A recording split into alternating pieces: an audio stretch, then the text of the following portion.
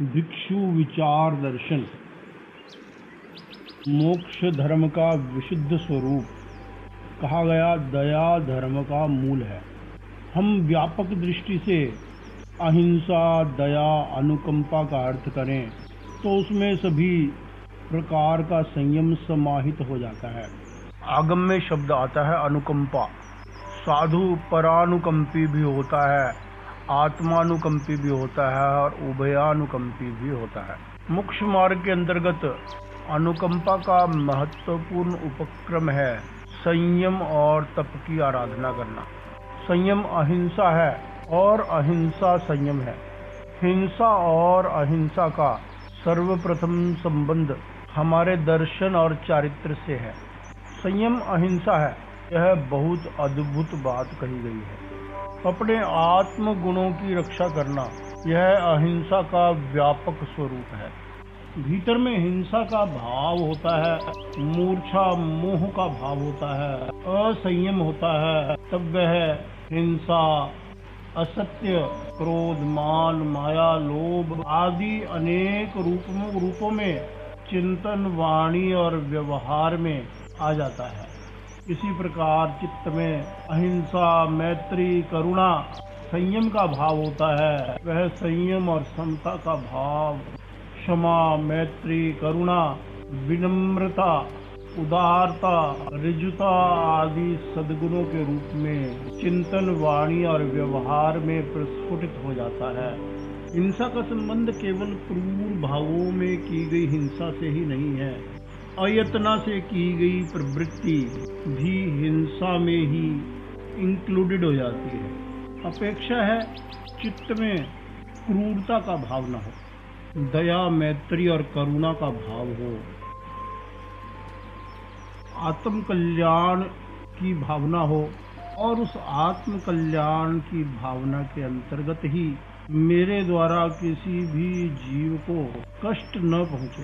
अन्य जीवों को कष्ट पहुंचना तभी संभव है जब हिंसा का भाव, हिंसा का चिंतन हमारे हाव भाव में आ जाता है, स्त्रियों की प्रवृत्ति में आ जाता है, शरीर की प्रवृत्ति में आ जाता है और वाणी की प्रवृत्ति में आ जाता है। यदि व्यक्ति के भीतर हिंसा का भाव है, हिंसक चिंतन है, परंतु बाह्य वाणी का व्यवहार, स्त्री और शरीर का व्यवहार, हाव भाव में व्यक्ति मधुर व्यवहार करता है तो उससे किसी को कोई कष्ट नहीं होता है। दूसरी बात है, दूसरों को कितना कष्ट होता है अथवा नहीं भी होता है, यह दूसरे व्यक्ति की मन स्थिति पर भी निर्भर करता है।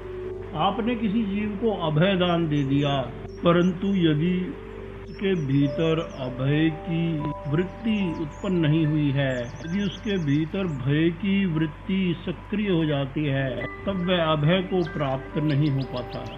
अहिंसा की साधना के लिए हमें दोनों प्रकार से प्रयास करना होगा। दया की आराधना, आत्म दया की आराधना तभी संभव है जब हम स्वयं भी कोई पाप आचरण न करें और बाह्य परिस्थिति से में भी समता का भाव बना रहे, सम्यक दर्शन बना रहे, चित्त में राग द्वेष उत्पन्न न हो, दूसरों को परेशान नहीं करना और स्वयं भी परेशान नहीं होना, स्वयं किसी को नहीं ठगना और दूसरा कोई व्यक्ति यदि माया का आचरण करता है तो उससे परेशान नहीं होना। इस तरह से दो तरफा अहिंसा और दया की आराधना होती है। अभी कहा गया अहिंसा सब भूय क्षेमंकरी, हिंसा ही जीवों का क्षेम करने वाली है। यह उक्ति यथार्थ रूप में अनुभव की जा सकती है। अंतर्मन में दया और अनुकंपा का भाव इतना तीव्र हो कि चित्त सदैव धर्म ध्यान में लीन रहे, अर्थ और रौद्र ध्यान न हो। यह अभ्यास साध्य बात है।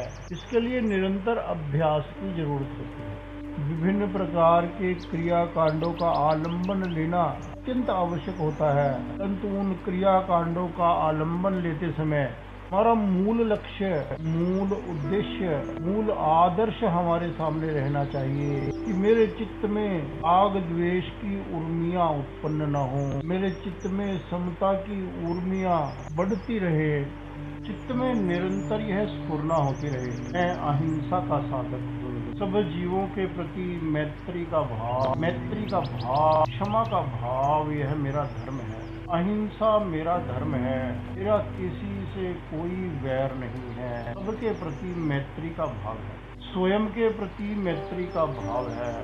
जो स्वयं से मैत्री नहीं कर सकता, वह दूसरों के प्रति मैत्री का भाव करता है, वह उपचार रूप में ही होता है। उससे आत्म कल्याण संभव नहीं होता है। अहिंसा की आराधना करने वाला जो साधक है, दया की आराधना करने वाला जो साधक है, वह यह चिंतन करे, मुझे निंदा और चुगली नहीं करना है। निंदा और चुगली भी तो हिंसा है। मुझे तनाव का जीवन नहीं जीना है। मुझे दुख और अशांति का जीवन नहीं जीना है। मुझे आसक्ति का जीवन नहीं जीना है।